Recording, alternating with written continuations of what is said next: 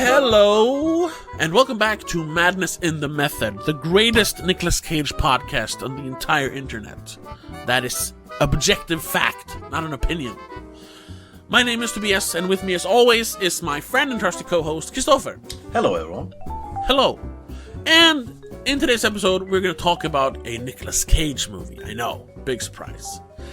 It is the 2018 action thriller drama 211 or 211, aka The Bank Heist.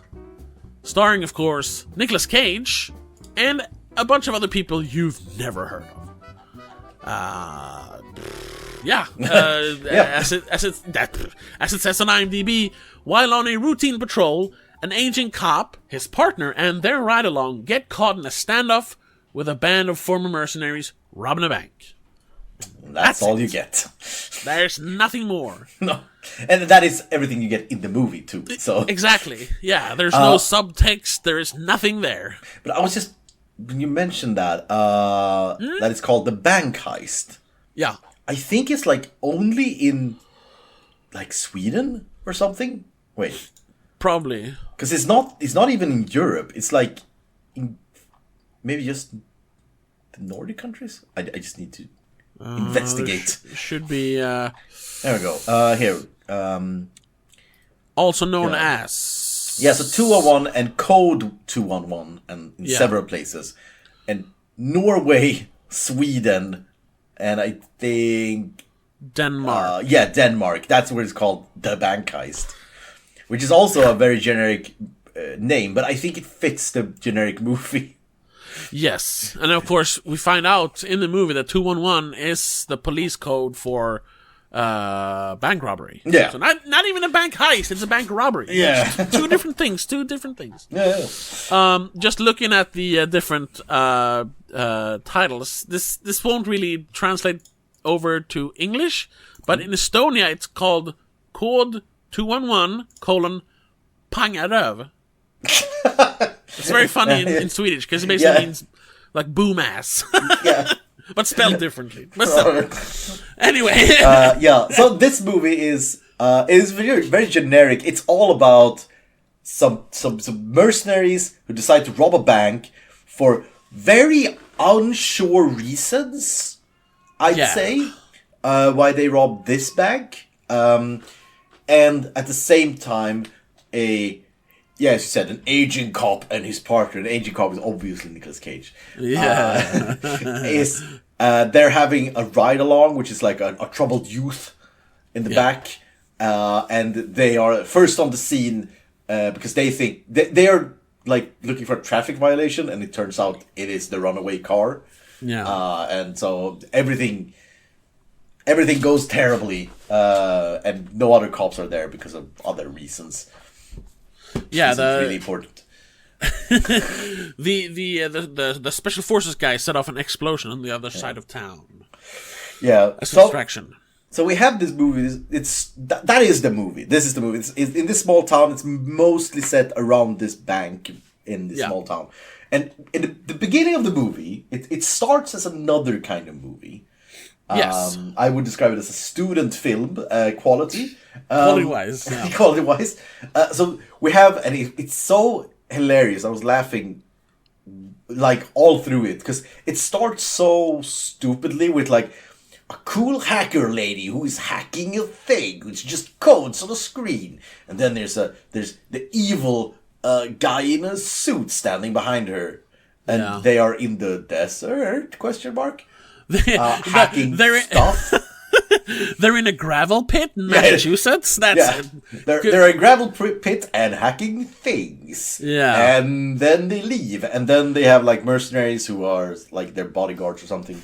And the mercenaries betray them and ask this guy, the evil guy, who where the money went. And he's like, oh, all over the world in like thousands different accounts. You can't trace it. You need me.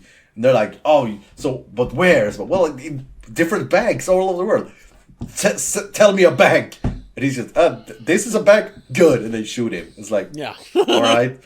It's like, why? You could just rob a bank. You didn't need this. Yeah, it's all necessary setup, which must have cost a lot of money because they have like military vehicles and They have explosions and stuff. Yeah, real explosions. Yeah. I think at least. Yeah, no, it is. Yeah, it's real explosions. Yeah. So, it fills no purpose other than really pad out the runtime, or Yeah. like, because you think like, oh, they use a lot of money for the first 10 minutes, like get people excited, but that opening shot is not the like most exciting action scene. That comes later. I would say it's like the worst part of the movie. Yeah, it's terrible. It's boring, and everyone's a terrible actor. Especially that guy. Like you said, it's a student film, and he's like the one guy who looks grown up enough to play an adult. Yeah, exactly. Basically, yeah, it's awful.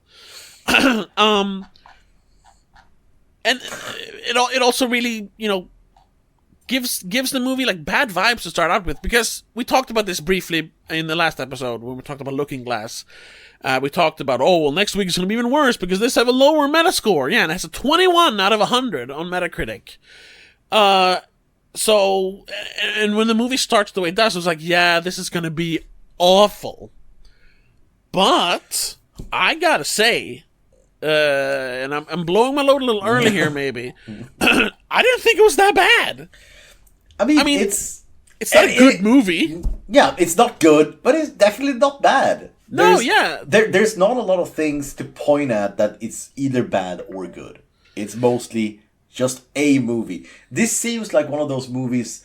It's like a standard movie, a standard action movie. Yeah, this feels like one of those factory-made movies that Bruce Willis did for a few years when he just pumped out movie after movie after movie because of his illness. He wanted to like get a bunch of money before he couldn't act anymore. But those movies are incredibly cynically made. Like, it's so obvious. They're just making it like to sell to dads in convenience stores, like on the DVD rack. Oh yeah, that is what this is a dad movie. Yes, this is that movie. The thing is, though, while it's not like a passion project or anything, but it definitely doesn't feel cynical. It feels like York Alex Shackleton, who's the director, who also wrote this, or it's based on a screenplay by him, which I thought was a very strange way of saying it. Then written by John Rebus. It feels like they actually wanted to make a cool action movie. Now, they didn't have the talent or the money to do it, but they did the best they could, and it's fine. Yeah. I can't blame them for making this movie. I just wish it was a little better. And they had like a few, not original. Anyway, there's nothing original in this movie. No, there's nothing original. Maybe Christ. Possibly the ride along thing. Maybe possibly. I don't know if I've seen it, but it feels like I've seen it. There is an entire franchise called Ride Along. Oh, but that's a comedy thing, so it's different. But yeah, no. But yeah, it's what I would say is they have a lot of interesting cliches, if you put it like that. Yeah. I think they put a lot in the movie, a lot of characters, a lot of interesting connections between characters. I like that part. They were interesting in the fact that they managed to, like, it made sense that the different characters met each other. Yeah, and all really the characters had, except the Interpol lady, but we'll come to that. Yeah, we'll talk about it. But all of the characters that live in the town, they all are connected in different ways that are both plausible, and it makes sense that they get screen time because of those connections. If you put it like that. Because I'm thinking specifically of the partner in the hospital with the wife who is the daughter of Nicolas Cage, and then the mother of the kid who Nicolas Cage is looking for, and it's this kind of interesting convoluted connection. They don't do that much with it, but I like that they put it in there. Yeah, that's what I was going to say. It doesn't really lead anywhere. No. Like, the whole thing about... Nicolas Cage is the aging cop, but his partner is also his son-in-law, played by Dwayne Cameron, who plays Steve McAvoy. He's married to Lisa McAvoy, played by Sophie Skelton, who plays then that's Nicolas Cage's daughter. They have like a strained relationship because Nicolas Cage, which they just tell us in exposition dump, he has been kind of estranged. He wasn't really there for her as a father, and he was kind of aloof when the mother died a few years ago. So they have like a rocky relationship, and that goes nowhere because they talk once in the movie, and then there's like, "Oh, I'm calling because your husband might die," because Steve McAvoy gets shot in the leg. It's like, "Oh, I'm sorry." And she's like, "Oh, it's okay," and then that's it.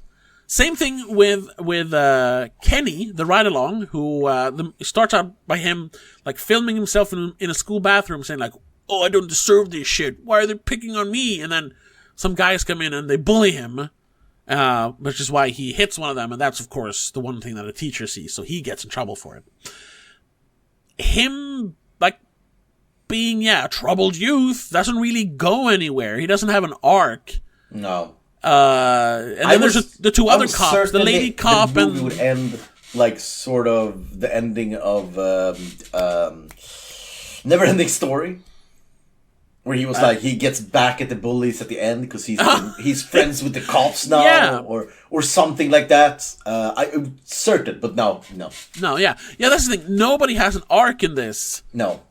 The closest thing is Nicolas Cage, because in the end, everyone survives. Spoilers. And he's actually part of the family now. He's grandpa who comes to talk to his, his little granddaughter and his family. Yay. But they don't really build that up. Like who is this movie about?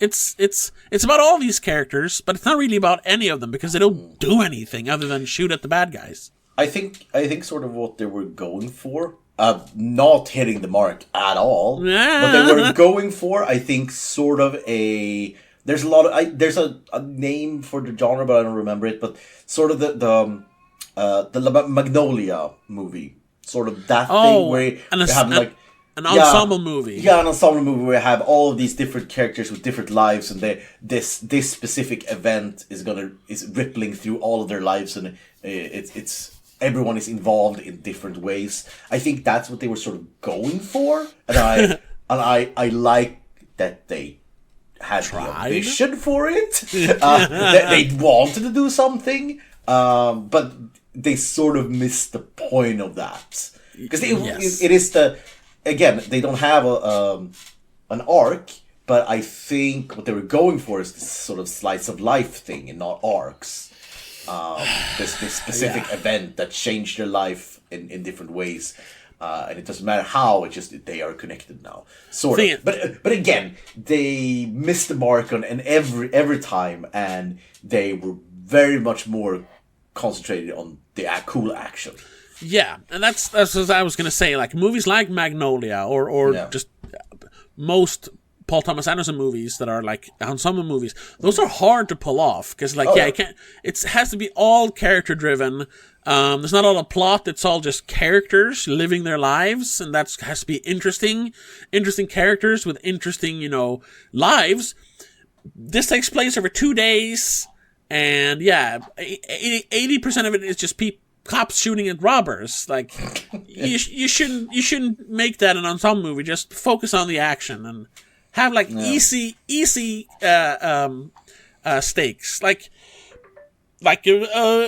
Nicolas Cage's daughter should she was at the bank, so the son-in-law and Nicolas Cage, they kind of have a rocky relationship. It's kind of icy, because the daughter is estranged from Nicolas Cage, but now they have to work together to save the daughter / the wife. And they come together and they realize that I see you now as a valid protector of my daughter. Something easy, like something simple like that, or have Kenny the kid be like the center of attention, and he doesn't give a fuck about school. I don't care. That's why he gets put in this right along situation. Otherwise, he gets expelled from school. And, he learns to take responsibility. And in the end, he saves the cop, a black kid saves the cop, a white cop. Yeah. That's That's easy. Just do that instead. But no. No. No. It's just all over the place. Another thing I would applaud the movie for, small, like a golf clap, not but that is, I think it's one of the most grayish portrayals of police I've seen. That isn't like a rough, gritty police drama, because through the movie, we're never told by the filmmaker if the cops are good or bad. Oh, yeah. They are very sometimes they're good, sometimes they're bad. And they even talk about these things. They're fucking cameras these days. Can't do anything. It's like, can't hit people like you cops do. And it's there's no like, we don't do that. It's just like, well, I guess. Yeah, there's that little bit of commentary in the beginning, but after that, it's just cops. They're neither good nor bad, and they just do their job. And I like that, because it usually in a movie like this, the cops would be like the unfallible heroes.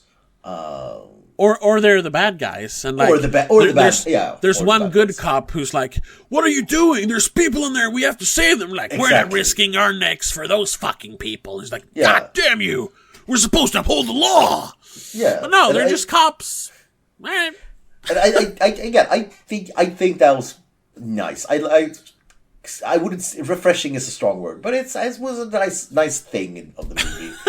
Again, with the you have the SWAT team, and always in these movies, when the SWAT comes, it's like this, here comes the SWAT, they don't care about the lives, they just want to... and they fuck everything up, but no. Yeah, but then we have then we see that the regular cops are like, we should just kill them all, and the SWAT is like, okay, how should we do this without killing people? And it's some kind of role reversal here and there, and there was some of those things I think was pretty nice. Which they tried. Yeah. Which in a way is like, that's cool. That's different, but it also doesn't make for compelling cinema, because then it's just like, so what are the stakes? What are the twists? What are the turns? Nothing. There's nothing. Yeah. But there are some cool explosions, though. There are some cool explosions, and like I said, the first, there's really like one long firefight when the first guy starts shooting the getaway driver, and then they retreat at dark, and then they're about to escape, and that's the second firefight. That's really it. Yeah. Because like I said, the movie is 80 minutes long. It's barely an hour if you don't count opening credits and post credits. So, yeah, they don't have a lot of time to fill, which don't give you a lot of time to like dwell on how empty this really is. So, I guess it's hard, because I'm happy that it's not longer, because if it was longer, I would be bored to tears. But also, it shouldn't be like a mark of quality that, hey, at least I wasn't bored for 80 minutes. Like, but I wasn't really engaged either. Yeah. So it's a big nothing, really. Yeah. But at least I wasn't bored. I didn't hate it. It doesn't feel. After the movie, I didn't feel like it was a waste of time. No. This I would say this is on par in like quality and entertainment as a Friends episode you've seen 3 times. Yeah. I mean, you'll watch it, you'll entertained, but it's not gonna leave a mark. It's not anything really. Yeah. But well, it's something to do, I guess. It almost feels like one of those movie factory movies that what's his name, Bruce Willis pumped out. Like, he did like 30 movies in 3 years. Yeah. Which just to make some money before he had to retire because of his illness. It feels like one of those movies, very cheap, very quickly made. But it's not at all that cynical. Like, the people who made this, whatever their name was, Alex Shackleton, who directed, and then the script was based on a screenplay by him, which was a strange credit. And then John Rebus, I guess, wrote the actual script. it feels like they actually wanted to make a cool movie. It's just that they didn't have the talent or the money to actually make a cool movie. They could just make like an okay-ish movie. Yeah. But at least that's better than just cynically making it for money. Yeah. This is like a perfect little dad movie. Yeah. Yeah. Yeah, as we said, it's a dad movie, and it is. They tried. They tried. They actually tried, and that's something at least. I also think though that this is a little bit, and I wrote this in my Letterboxd review, that maybe this is a case of lowered expectations because, as we discussed last week, this had one of the lowest Metascores we have seen, I think. It has a 21. And I mean, last week we talked about Looking Glass, which I thought was worse than this. That had like a 38. So I was prepared for like just the worst ever. And yeah, like I said, it opened pretty damn bad. I was like, oh yeah, no, I get it. But then as the action kicked off, I was like, no, this is decent. So I don't think it deserves a 21. But like I said, that's why I think also I was prepared for the worst and I got like pretty bad, which compared to the worst is pretty good. Yeah.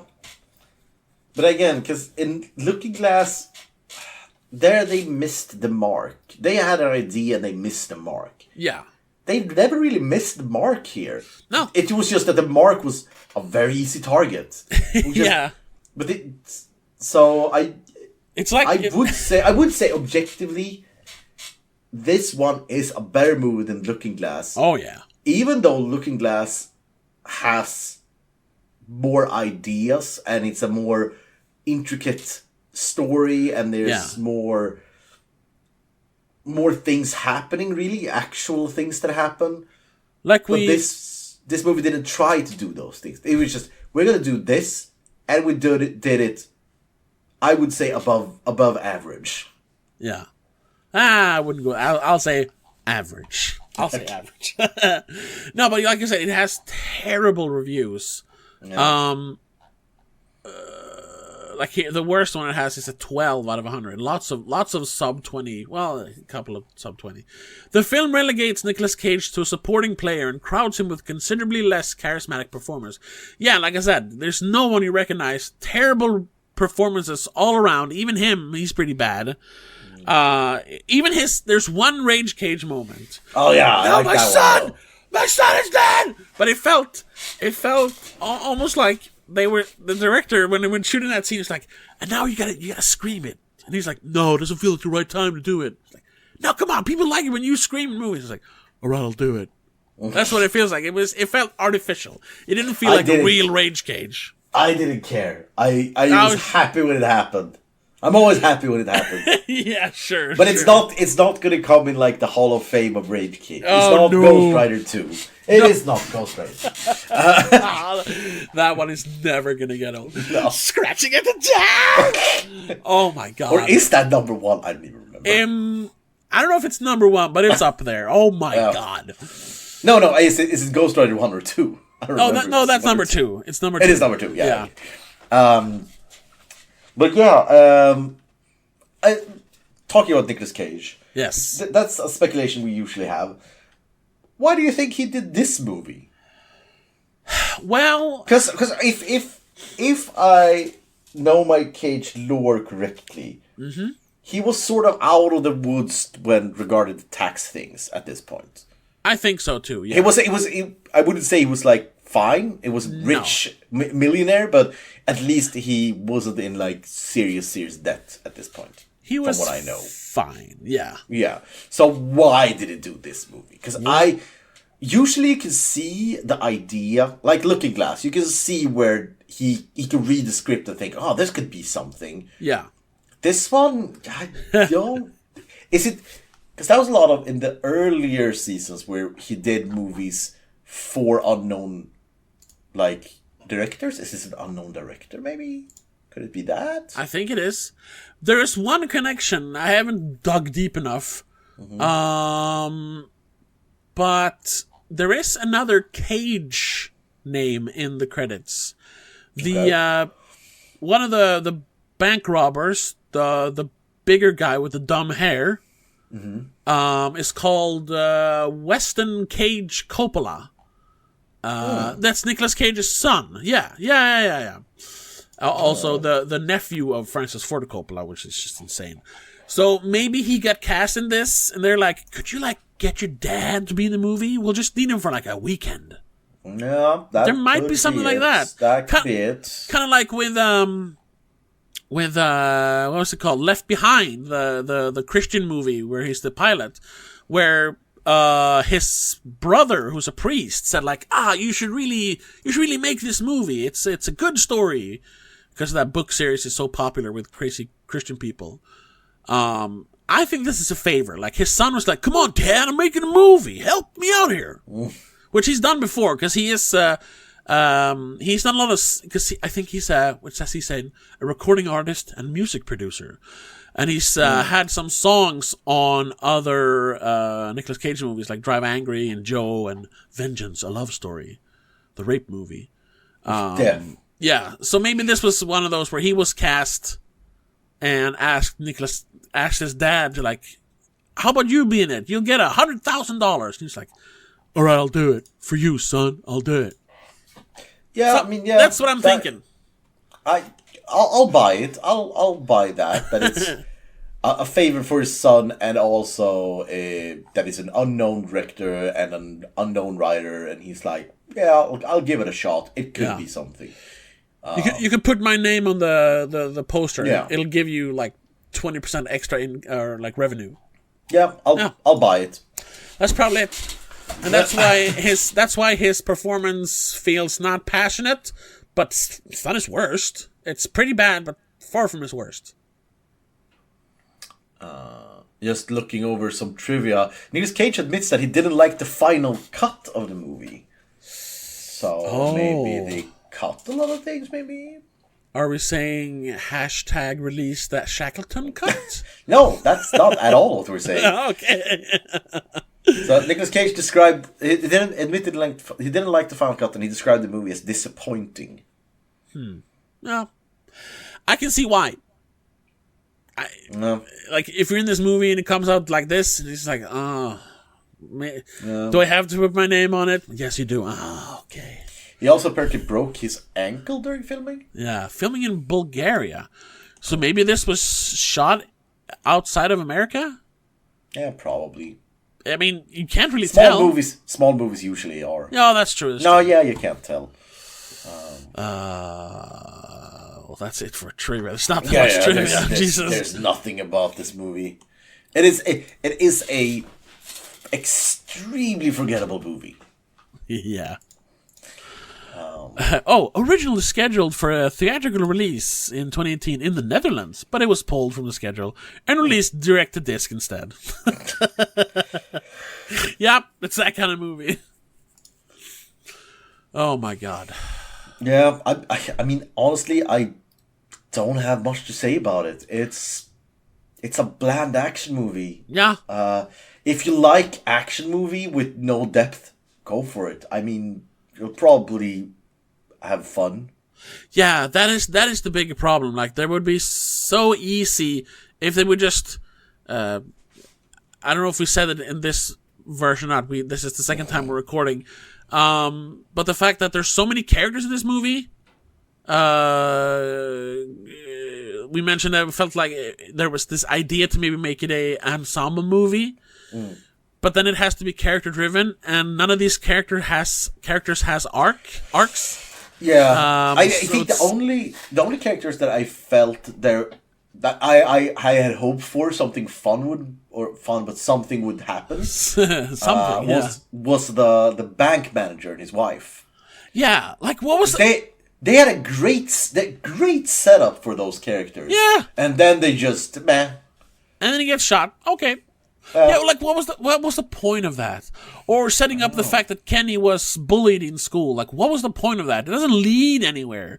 No, I mean, the Kenny thing, that's only to get him into the car. That's Yeah, but there's this whole scene of him, like, filming himself in the bathroom. Like, why not just have, like, hey, Nicolas Cage and son-in-law, today you're bringing on a troubled youth. And the first time we see him is in the police station. And they're saying, like, get up, get in the car. And he's like, man, fuck y'all, fuck the cops.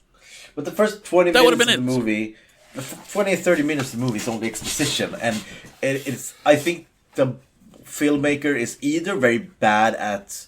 or the writer, very bad at writing exposition, or they really, really don't trust the audience. Because I am certain he films with his camera just to show that he uses his phone. Yeah. And then there's that...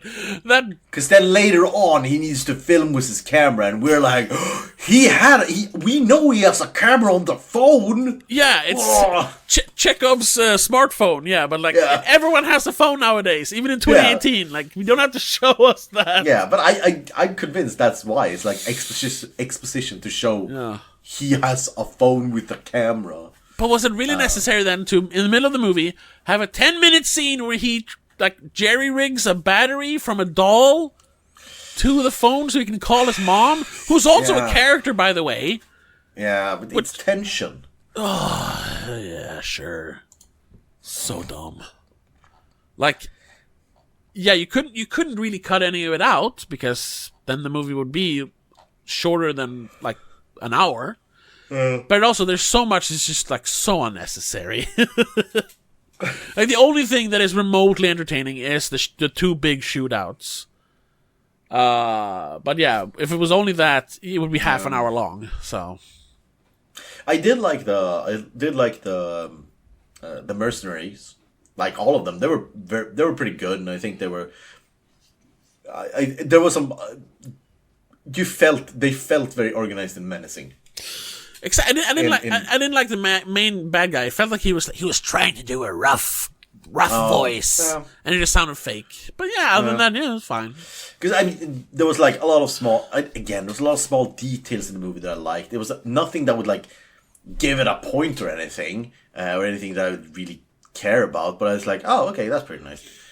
And I liked when they were driving to the heist, where they were repeating what they were going to do in like very broad but also very detailed strokes. Yeah. When they're like, I'm walking in first, I'm going to take the first bag, and I'm going to take the second bag. And I think that felt like, oh, they're a well-oiled machine. They know what they're doing, and I think that was pretty good. That's good, yeah, sure. Good exposition for that part. Again, it's a scene that's like a 15-second scene that was pretty good. It's not a make or break scene of the movie at all, but I think if you could remove them from this movie and put them in another movie, they would be very good. Yeah. Just the portrayal of them, how they're written and how they're acting. Yeah. There's also another, what feels like an abandoned story thread there, where the one guy called Rob, one of the mercenaries or one of the bank robbers, when there's that calm, like 10 minutes between the two shootouts, they start talking about like, this feels like Kabul. Yeah, how many did you kill then? 32 people. Yeah, the legend. And he kind of like, he almost feels like he's a bit, he like apprehensive about it. Like, I killed a lot of people, and it scarred me deep. And later, when he dies, it looks like he's almost like, oh, finally, I've gotten my absolution. I've been judged. And I deserve to die here. But that's it. Like, they don't do anything with it.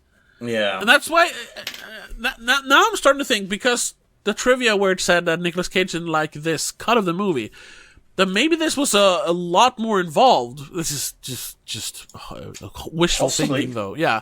But then the characters, there were like more story or a character-driven stuff. Like, maybe that one bank robber was kind of apprehensive. Like, why are we doing this?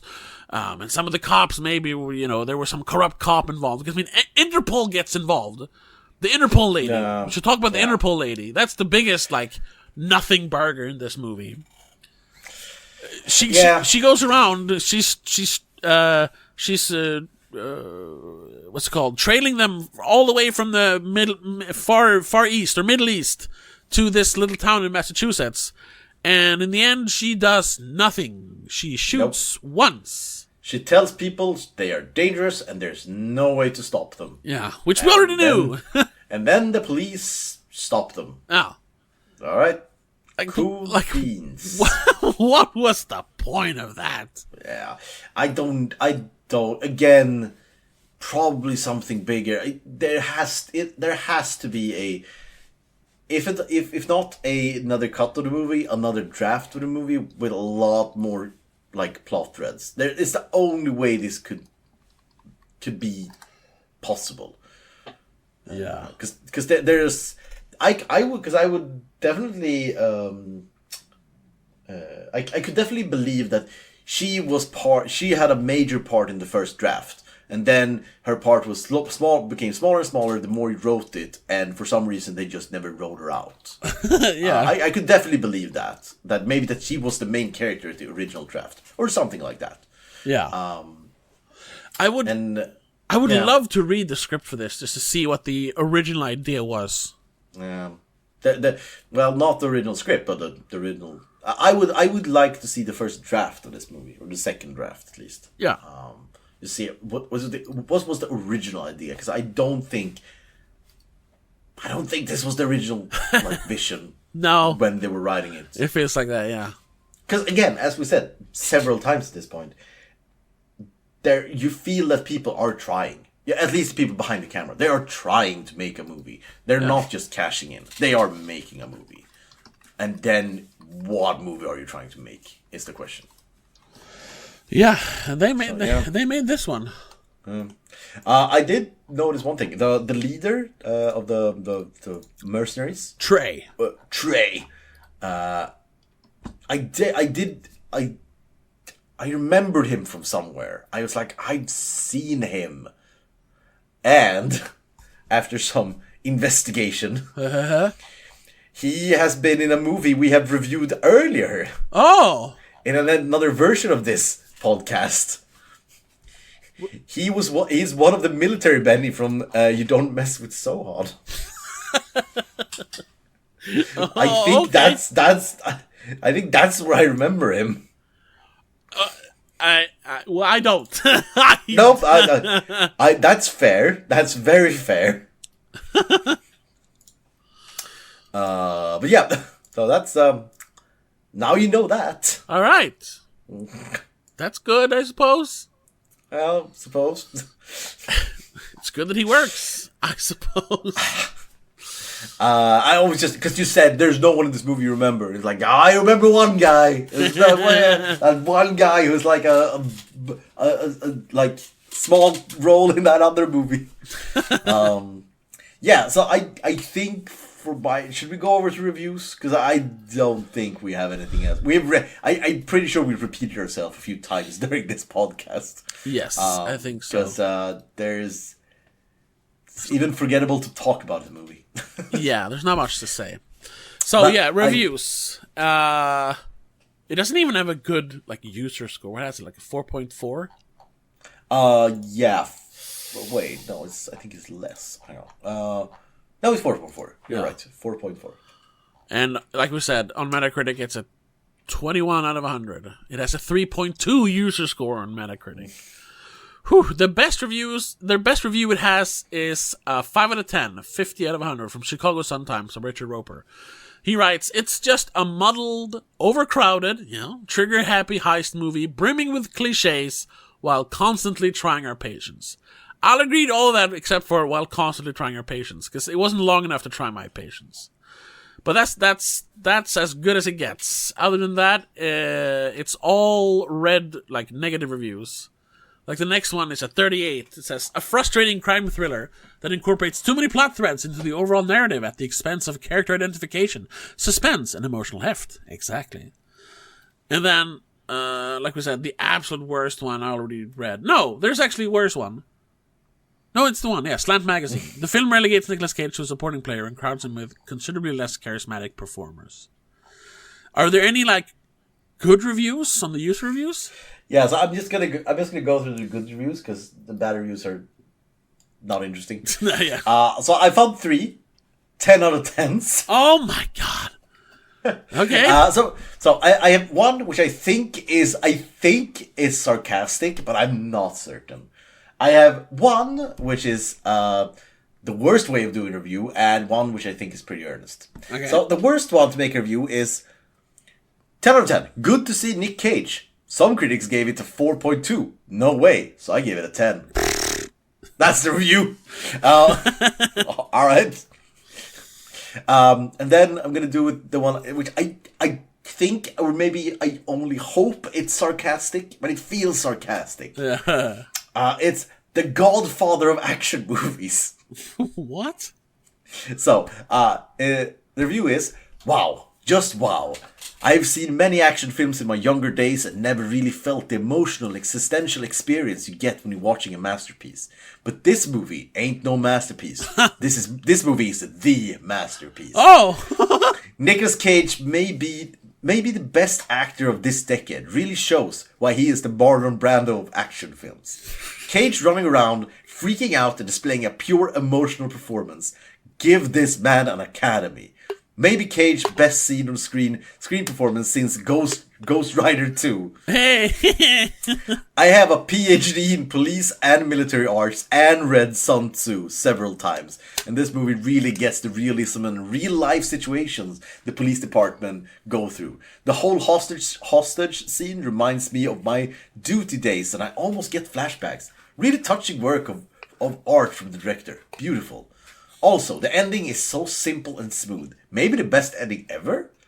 Almost all Hollywood endings are too long and boring, like Return of the Jedi or Lord of the Rings. But 211 nails it. The pure emotion on Cage's face and delivery in the last scene is touching.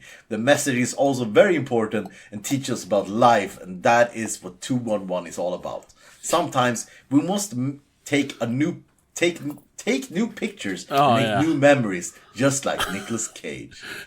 So I'm pretty sure, I'm like 99%, 95% sure this is a sarcastic, just because of the name drops of like Return of the Jedi and Lord of the Rings. Yeah. But I think, but it's weird to do this and then actually give it 10 out of 10. This would be one of the best reviews I read if it was a 1 out of 10. Oh yeah. If they wrote that and then just put 1 out of 10, because I'm pretty sure they're just talking shit about the movie, but in a weird way. But I liked it. It was a liked review. Thumbs up on that review. Yeah. And then there was one here which I think is actual serious 10 out of 10. So there are a lot of Hollywood movies with incredible acting and visual effects out there, but with a really good message, very rare. This movie is very good, the best if I can say for the year. Not even Avengers with a big question mess. What are you saying? Not even Avengers with a big question message. Oh, this movie is absolutely easily defeated. Okay, so I guess this is a better message than Avengers, I think that's what I'm trying to say. I am sorry, this movie is for adults. The kids who just seek an awesome violent and awesome FX will surely rate this below 5. After all, the FX and acting of this movie is not that bad. Nice to watch, I will put 100 stars if I can. This is a jewel in the garbage trash can of Hollywood movies. Okay. Not the greatest writer in the world, no. But I do believe he's genuine. Yes. I do believe he believed this. What he's writing. I think so too. And I think there might be a pattern here with those two reviews. If the first one was serious, because the first one he said he used to be a cop or is a cop. So yeah, he said he used to be a cop, I think. Okay. And I get that vibe, and maybe these are guys like, yeah, that's because like we said, the actual like the day-to-day police stuff in this is pretty realistic, and it's not critical, and it's of police. And this was, police has always been criticized, but this was when it started to get pretty bad. So I can see some people like, yeah, the old cops are actually heroes in this. I love this movie, that kind of thing. Maybe. Yeah. That's the only thing I can, because, like, why else would you? like this movie. Like, I don't get it. There was just something they mentioned that which we didn't talk about. The ending of the movie. Yeah. That is one of the most abrupt endings. Yeah, I've seen it just in a ends. while. It's like they're just 1 year later. Everyone is here, but we never see everyone in like one shot. Exactly. It's like Yeah. just face shots. So maybe it's like it is put together from different. I think so sections. too, because we don't even see him actually like hold his granddaughter or it's like, oh No. yeah, hug his daughter or something. No, it's just, hey Kenny, get out that phone you was playing with. We're gonna take some new pictures. Ending. So and it's bad. just, It just fades out as he's walking towards them. Yeah, that was terrible. God. But at that point, I can't even complain because I felt the movie should have ended exactly there, and it did. Yeah. If it ran like 5 or 10 minutes more, I would have been tired of it. I've been mad. And there was one moment, I have to say, I have to be honest, and I think that's because as I'm getting older, I'm getting a little softer. When the son-in-law, whatever his name was, Wayne something, Cameron something, when he tells when he tells Kenny to film like a message from him to his wife and unborn child, and so that's like, okay, it goes on a little too long, this is kind of cheesy, but then he's like, put the camera away, and he almost starts crying. I was like, oh, because he starts talking to his child, and that my maternal instinct kicked in there. I was like, oh no, his child is never gonna have a dad. Yeah, that was pretty good. That's honestly that was pretty good. Yeah. Again, it's just like the other things. It's like that was a pretty good scene. Yeah. But it's not good enough to like build a movie around or to lift the movie or do anything. But it was like sometimes you're like, that was pretty good. That's pretty good. Yeah. That was the only time I felt something, and it was just for a moment. It's like, oh no, and it was like, oh, all right, this movie's pretty bad. Never mind. Yeah. So, what are you gonna give this movie? Well, like on Letterboxd, where the score, well, it is a 10 scale really. I gave it 2 out of 5, which would then translate to our scale to a 4 to 10. Which it might not deserve it, but I'm going to stick to it. It's a light 4. Yeah. And I'm going to go with a very standard, very middle of the road. It's not light, it's not strong, it's just very in the middle 5. Yeah. This is the 5est movies of all 5 movies I've seen. Yeah, it's that YouTube title. 2-on-1 is one of the movies of all time. Yeah, this is the epitome of that joke. Yeah. This is truly one of the movies of all time. I mean, correct. Yeah. Yeah. So that was 2-on-1 or the Bank Heist. Yeah. And next week we're gonna see Between Worlds. Ooh. I hope it's sci-fi. I don't think it is. Sounds like it. Let me look it up. Between Worlds. Oh, it's a drama. Oh, but Franca Potente is in it. She's good. Joe meets a mother who can contact spirits. Oh, when suffocating. What? Her daughter is dying when Joe helps the mother spiritually contact the daughter and save her. Unfortunately, the spirit in the daughter's body is now that of Joe's dead wife. Whoa! What? Okay. Well, all right. Do you think he plays Joe from the movie Joe? Oh, it's a sequel. Is a sequel? Sequel to Joe? Oh my god! It has a Metascore of 24, though, so I won't get too excited. Well, but that was an interesting plot synopsis. I am looking forward to it. It's not usual to have a twist in the synopsis. Oh yeah, exactly. Well, all right. Yep. So yeah, we'll see about that. Yeah, join us next week when we talk about Between Worlds. Check it out. You can rent it on Prime for 9 crowns, which is less than $1. So yeah, check that out.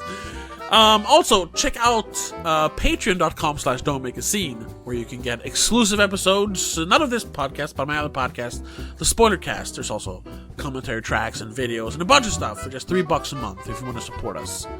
Other than that, just, subscribe on YouTube, follow us or wherever you're listening to this, and we'll see you in the next episode. But until then, have a good one. Bye. Bye, everyone. Madness in the Method is part of Please Don't Make a Scene. It is produced and directed by Tobias Vedén and hosted by Tobias Vedén and Christopher Bedin. Executive producer is Annika Vedén. A huge shout out goes to all our patrons on patreon.com/don'tmakeascene. Mom, Dad, Laura Kinney, Danny Del Gaiso, Christopher Belén, Mac and Mom, and Zika85.